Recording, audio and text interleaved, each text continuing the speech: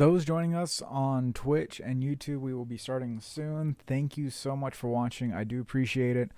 This stream starting soon is something I do love because Japan has been my passion for years. I've loved the language.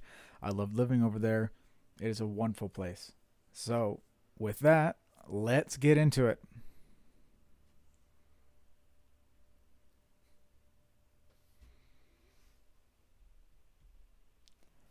Good afternoon, good morning, good evening, wherever you're at in the world.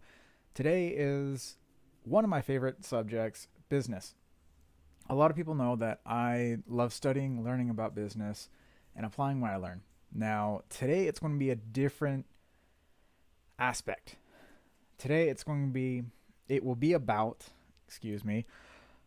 assets, liabilities, investing, all stuff that I'm currently learning. Investing right now is amazing. It's very important. There are a couple stocks that I think are doing rather well. A few shares in certain stocks that I have currently that are doing really well.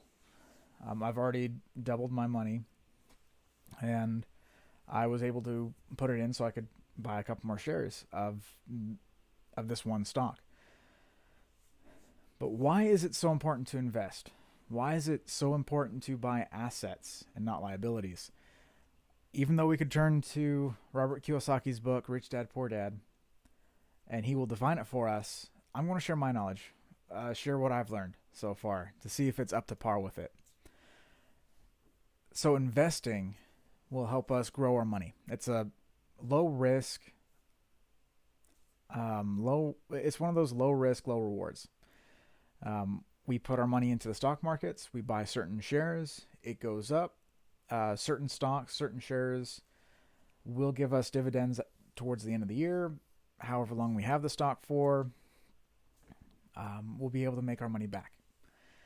It's, again, like I said, low risk, but it can, depending on what stocks you get, it can have a high yield for a long period of time. So being in the stock market is and can be a waiting game. It's a long term. There is options trading, which I'm trying to understand, trying to wrap my mind around, where you're able to make more money, but at the same time it's a little riskier. So you could lose all your money at the same time. But cryptocurrency, that's the next part about investing, because you have the stock market and cryptocurrencies. Cryptocurrency is anything that is not Bitcoin. Bitcoin right now, if you've been watching it over the course of this last week, it had a high in October of almost $67,000 a coin. That's a lot higher from when it started back in 2010 at 5 cents, or possibly even less than 5 cents a coin. So within the past 11 years, Bitcoin has gone up to $67,000. Currently, though, this last week, it's been taking a huge hit. It dropped almost $10,000. It's currently at $57,000, roughly. I know it's going to change by the time I post this video and by the time people see it, but it still took a drop. The odd part, though, is one of the currencies that I invested in, I think, for a round number, I'm going to say about $30 in, was Shiba Inu. This was months ago. I saw that it was cheap. I put $30 in. What could I lose, right? To my astonishment, the past 3 days, Shiba Inu has had over 50% gains. It has had a, what is that? I think they were saying it was I forget what they were saying, but anyway, it had 50% gains. And long story short, I've almost tripled my money. So if you're interested in cryptocurrency, I would say if you're using Public or Coinbase, they're great sites to get started with cryptocurrency. Public is more recent. Coinbase has, I can't say how many thousands of different cryptocurrencies on their application, on their site. Public is new to it. I believe they have about 11 various cryptocurrencies. Robinhood is slowly getting into it. Right now, Shiba Inu is experiencing gains that no one has expected. Um, but that's where I'm going to stop with cryptocurrency. It's something I'm still learning, something I'm very fascinated about, and so glad that I can actually learn from Robert Kiyosaki's team, from certain uh, crypto insiders. I think that's what they're called, cryptocurrency insiders. Anyway, people that have learned and studied cryptocurrency and are still studying and learning to this day. It's always fun to listen to them, listen to how they treat it, how they see it, what they think is going to happen, and what actually happens. A lot of the time it's very similar to what they had said, but I'll get on to that next week, maybe. What are assets? What is an asset? What is a liability? What's the difference? For a lot of us, for a good portion of the population, we think that a house is an asset. We think certain products that we buy are assets. That is not always the case. To define an asset and a liability, it is as simple as this. An asset is something that puts money into your pocket. A liability is something that takes money from it. Going back to the house, if you have multiple properties and you're renting those properties, that's an asset. Those are assets because you're making money off of them. You have money coming into you, hopefully, to pay off I'm forgetting the words, to pay off the bills and to pay down the mortgage, where at the same time you're also getting a small percentage back. A good example is I will go back to Robert Kiyosaki because his is the one that I have freshly in my mind after reading his book. He bought a property that was, I think he said $80,000, right? So he buys it. Between the mortgage, utilities, a few other things he has to pay each month. At the end of each month, he gets $20 in his pocket from that property. Nowadays, it's much different. You're not getting $20. Some renters are getting, not renters, excuse me. Some property owners are getting anywhere from $200 to $1,000, $200 to $1,000 each month because of the properties that they own and what they're charging. Now, liabilities.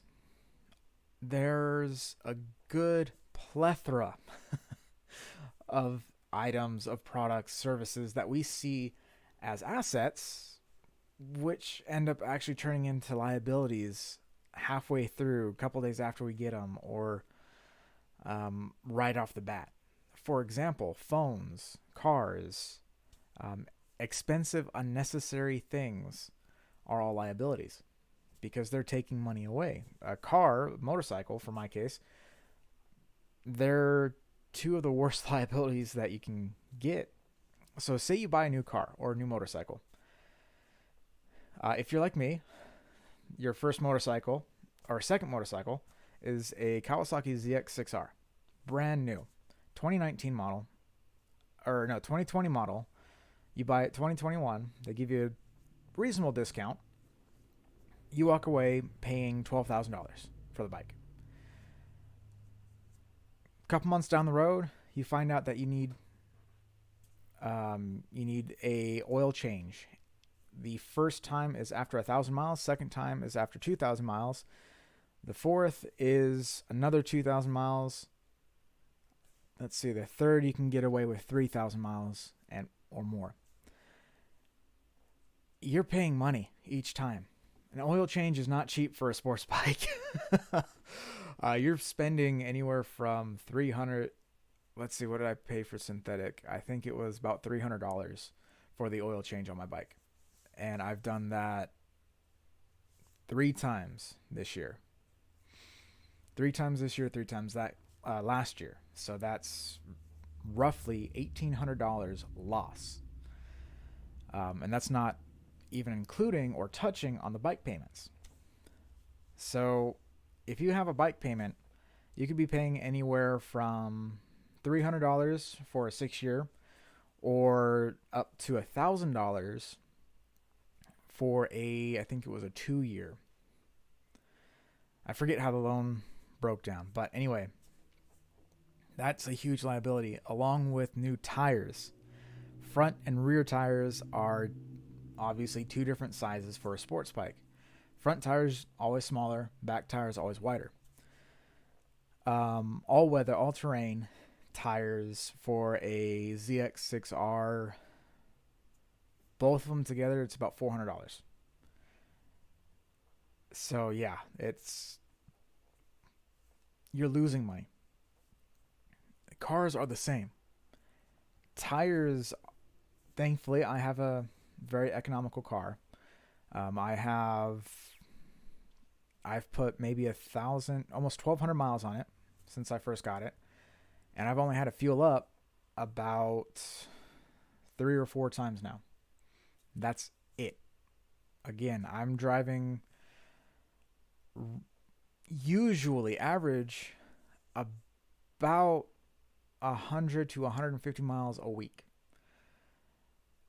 So the fact that I'm able to fill up and every 2 to 2.5 weeks fill my tank up, and that's at half tank. That's not empty. That's half a tank. It's very nice. It's a wonderful blessing, wonderful change. But those that have trucks, that have vehicles that just eat gas, you're spending hundreds of dollars a month? Because I know a couple vehicles that my folks own. Each time we fill it up, it's about it's $40 to $60, depending on what vehicle it is. But it's $40 to $60, and that's every 100 or so miles. They're not the best at fuel economy, but they're still vehicles that get us around.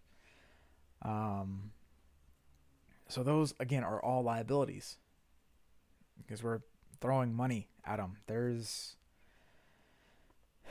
no good way about it.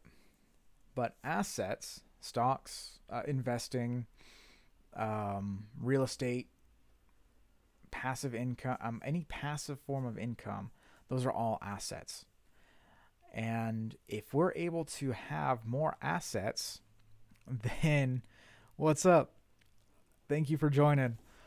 More assets than liabilities, we can actually use the money we take from the assets to pay off those liabilities, to pay off those expensive vehicles that we have, or to pay for the next thing that we need. So if you're in a business, if you're a small business owner like myself, there are certain things that you need. I do a lot of woodworking. I do a lot of crafting. So new bandsaw blades. I'm able to make the money that I need from a couple other incomes to get new bandsaw blades, to get new chisels, to get new saw blades, you name it. And I'm able to turn out more products because of this. Now, am I saying that I have a lot of time? No, I still have 24 hours in the day. I sleep anywhere from, we'll say, 5 to 7 hours. The rest I'm working on planning, prepping, getting stuff built, getting stuff ready. working towards obtaining more assets. Yes, I do get liabilities here and there. For example, the car that I got, motorcycle that I have, the phones, workout equipment, more tools for my shop, and other unnecessary things that I could have done without. But long story short, the reason that I wanted to make this video again was there's a lot of investment opportunities now. 2021 is light years different than 2000. So there were a couple crashes. The dot-com crash, the housing market crash that happened 2008. I'm trying to think of the other one. We'll just say 2000, 2008, because I don't remember the exact dates. But back then, everyone that I knew, they were afraid of the stock market because they saw it as a risky business. 2010 came along. Bitcoin started at 5 cents a coin. Yeah, really wish I knew about it back then. But it started at 5 cents a coin.